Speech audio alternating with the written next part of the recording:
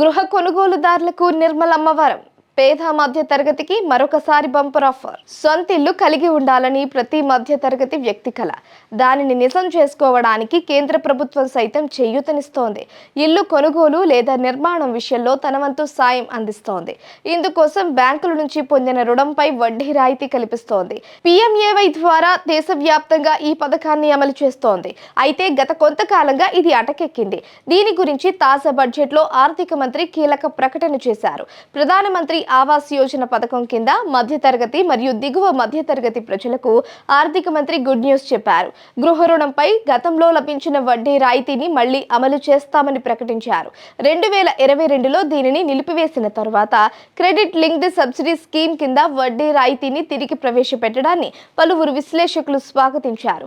PM Awas Yojana urban 2.0 కింద 1 కోటి పట్టణ పేద మరియు మధ్యతరగతి కుటుంబాల గృహ అవసరాల కోసం 10 లక్షల కోట్లు ప్రభుత్వం వెచ్చించనుంది. ఇందులో 2.2 లక్షల కోట్ల మేరకు కేంద్రం సహాయం చేస్తుంది. రాబోయే 5 ఏళ్లలో సరసమైన ధరలకు రుణాలను అందించడానికి ఈ వడ్డీ రాయితీ ఇవ్వనున్నాం అని నిర్మలా సీతారామన్ తన ప్రసంగంలో పేర్కొన్నారు. పెరుగుతున్న గృహ రుణ రేట్లను సమర్థవంతంగా తట్టుకునేందుకు కొనుగోలుదారులకు ఈ సబ్సిడీ ఉపశమనాన్ని అందిస్తుంది.